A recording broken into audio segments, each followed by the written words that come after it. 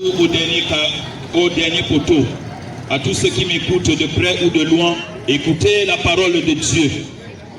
L'homme ne vit pas seulement de pain, l'homme ne vit pas seulement de coco, l'homme ne vit pas seulement de couscous, l'homme vit également de la parole de Dieu. Alors ici dans ce carrefour, une fois de plus, le Seigneur vient vous interpeller, le Seigneur vient vous appeler parce que Dieu vous aime, parce que les temps sont proches, vous devez être sauvés. Vous devez être parmi ceux-là qui seront les élus. Vous devez être parmi ceux-là qui iront au ciel. Le Seigneur Jésus-Christ revient bientôt. Le Seigneur Jésus revient bientôt. Au ciel, tout est déjà prêt. Les places sont prêtes. Les maisons sont prêtes. Et ceux qui doivent habiter ces maisons sont ici dans ce marché. C'est la raison pour laquelle je viens vous interpeller pour que vous soyez de ceux-là qui vont aller au ciel. Bien-aimés frères et sœurs, je suis l'évangéliste Christian Bill Comban. Écoutez la parole de Dieu ce matin et que le Seigneur vous bénisse. Que le Seigneur bénisse toutes les Bayam Salam de notre côté. Que le Seigneur bénisse ceux qui vont aller au champ tout à l'heure. Que le Seigneur bénisse tous ceux qui exercent une activité commerciale ici dans ce carrefour. Que le Seigneur bénisse notre cher pays, le Cameroun. Que le Seigneur bénisse la région de l'Est. Que le Seigneur accorde la paix dans notre pays, la paix pendant les élections et la paix après les élections. Que le Seigneur protège et veille sur notre pays. Alors, bien-aimés frères et sœurs, la parole de Dieu nous dit ceci. 1 Jean chapitre 5. 1 Jean chapitre 5, à partir du verset 10. 1 Jean chapitre 5, à partir du verset 10, il est écrit ceci. Celui qui croit au Fils de Dieu a ce témoignage en lui-même. Celui qui ne croit pas Dieu le fait un menteur, puisqu'il ne croit pas au témoignage que Dieu a rendu à son Fils. Et voici ce témoignage, c'est que Dieu nous a donné la vie éternelle, et cette vie éternelle est dans son Fils. Celui qui a le Fils a la vie. Celui qui n'a pas le Fils de Dieu n'a pas la vie. Bien-aimés frères et sœurs, la Bible nous dit que celui qui a Jésus-Christ a la vie. La vie est définie comme étant le souffle. La vie est définie comme étant l'existence. La vie également peut se définir comme étant quoi? Une vie de santé, une vie de bonheur, une vie de prospérité, une vie de paix. Alors la paix ne peut que nous venir de Dieu. La paix ne peut que nous venir du Seigneur. La vie est dans le Seigneur Jésus-Christ. Et pour mieux comprendre cela, frères et sœurs bien-aimés, la parole de Dieu que je tiens dans ma main nous dit qu'il y a de cela très longtemps, Dieu avait créé un homme. Il a créé un homme qu'on appelait Adam. Et Adam a été créé différemment de comme Dieu avait créé les animaux. Parce que lorsque Dieu a voulu créer les animaux, il a d'abord créé la terre et il a ordonné à la terre de faire quoi? De produire les animaux. Lorsque Dieu voulait créer les poissons, il a créé la mer et il a ordonné que la mer produise les poissons. Mais lorsque Dieu a créé l'homme, Dieu s'est adressé à lui-même et il a dit, créons l'homme à notre image, selon notre ressemblance, pour qu'il domine sur la terre. Il domine les animaux, il domine la création. Et l'homme Adam a reçu le pouvoir de Dieu de remplir la terre. L'homme Adam était le prototype de l'humanité. L'homme Adam était le tout premier homme du genre humain. L'homme Adam était celui qui devait remplir la terre. L'homme Adam devait accoucher des gens qui devaient lui ressembler. De même que un chien accouche, donne de quoi? Donne d'un chiot. Un lion va donner de quoi? Un lionceau. De même que Adam devait donner l'homme, qui devait accoucher l'homme selon son modèle. Et le problème c'est quoi? C'est que Adam et Ève ont péché contre Dieu. Ils ont péché et ils ont introduit le péché dans l'humanité. Adam et Ève, à cause de leur désobéissance, sont venus avec les problèmes dans le monde. Si toi tu es dans ce carrefour, tu n'as pas encore vendu, tes problèmes partent depuis ce temps-là. Si tu es malade et que tu es allé à l'hôpital, ça fait longtemps que tu cherches à te soigner et tu n'as pas pu te soigner. Le problème c'est Adam. Le problème part de Adam. Adam et Ève ont introduit le péché. Et le péché est venu avec la maladie. Le péché est venu avec la pauvreté. Le péché est venu avec les malédictions. Le péché est venu avec la mort. De même que Adam devait donner l'homme, Adam a fait quoi? Adam a donné exactement l'homme selon son propre prototype. Et l'homme est venu dans le monde. Et toi et moi, aujourd'hui, sommes dans ce monde. et Adam et Ève, après avoir péché, Adam et Ève ont fait introduire la mort dans l'humanité.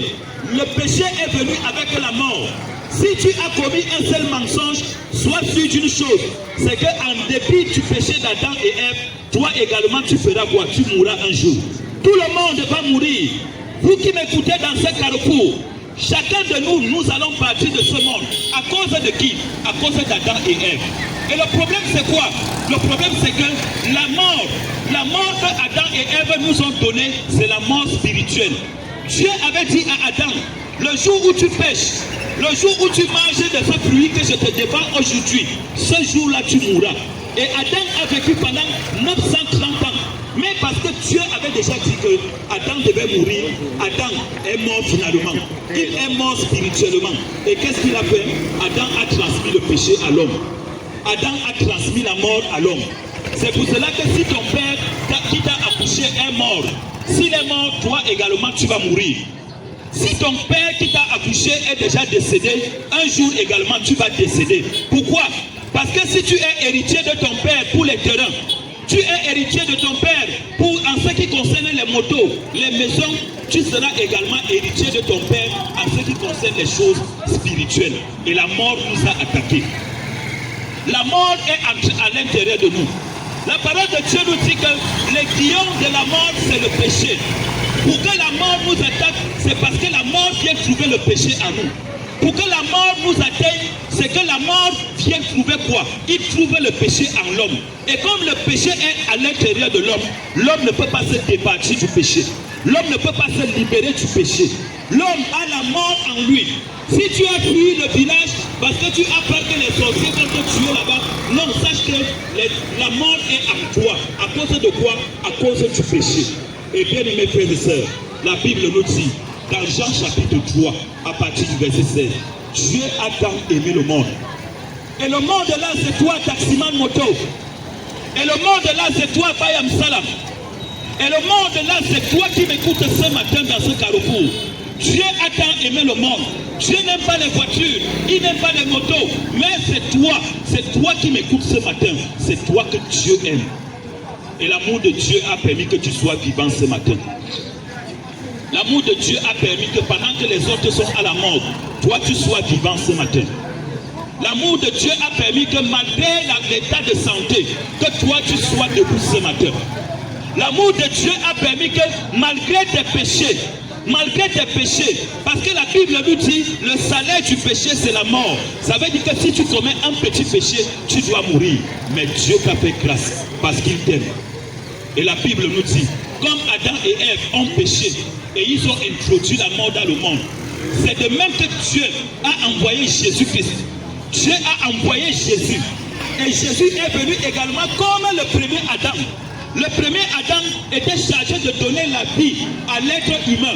Et le second Adam, qui est Jésus-Christ, est venu pour donner quoi? La vie éternelle.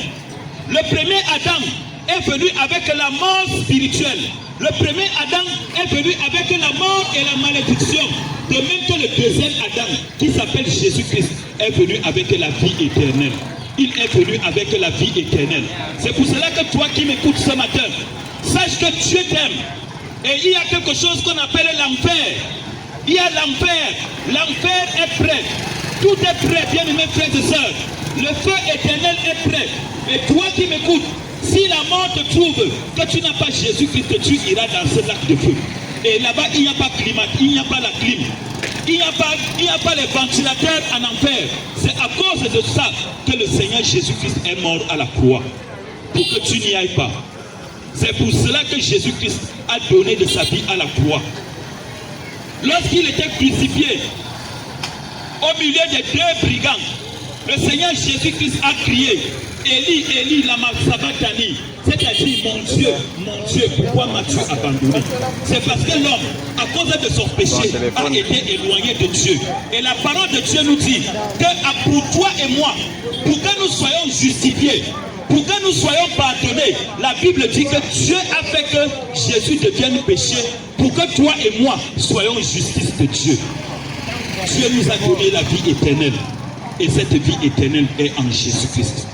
C'est pour cela que le Coran dit dans la sourate 3, le verset 56. Quant à ceux qui ont mécru en Issa al-Mashi, Dieu les châtiera d'un dur châtiment, ici-bas comme dans l'au-delà. Pourquoi? Parce que eux, ils n'auront pas de miséricorde. Parce que la miséricorde, dès que la sourate 19, le verset 22 dit que nous ferons de Issa une miséricorde pour l'humanité. Jésus-Christ est la miséricorde de Dieu. Jésus-Christ est le pardon de Dieu. Jésus-Christ est celui par qui nous obtenons la rédemption. Jésus-Christ est celui par qui nous obtenons le pardon de nos péchés. Si tu n'as pas Jésus-Christ, aucun mouton ne peut te purifier. Aucune chèvre ne peut te purifier.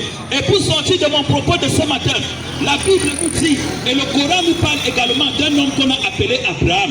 Abraham était l'homme, il était l'ami de Dieu.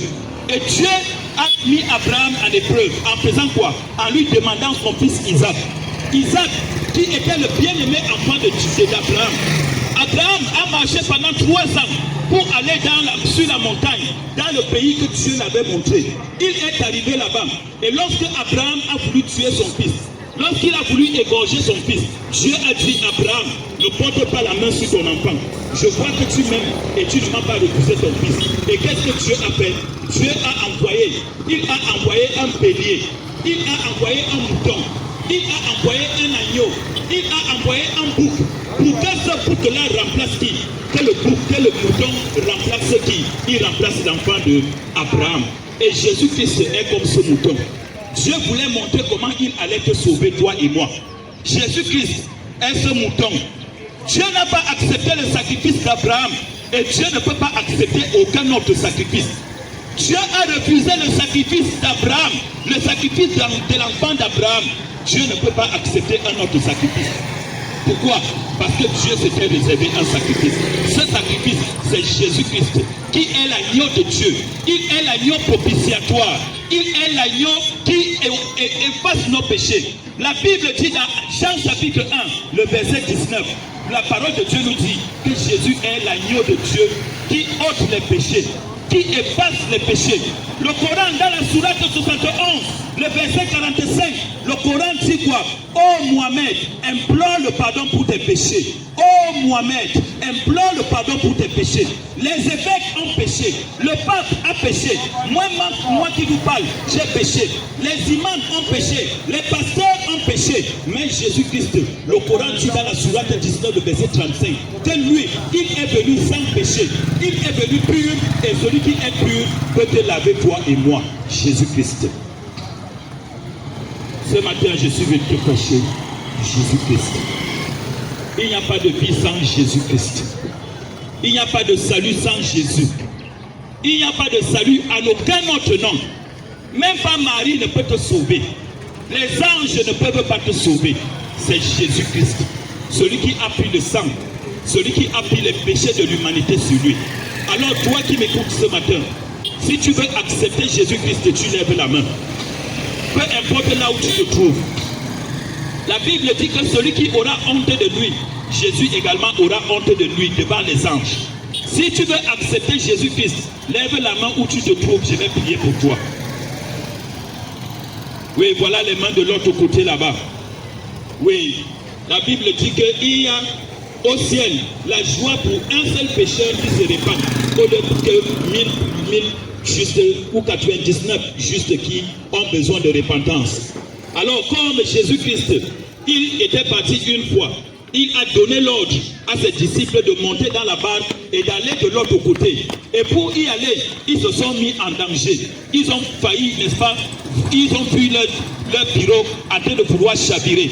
Ils ont bravé ces obstacles juste pour aller sauver un seul péché. Et toi, ma soeur, toi qui as levé la main, Dieu a vu ton doigt. Dieu a regardé, il a vu ton doigt. Et l'autre fille de l'autre côté également. Dieu a vu votre doigt.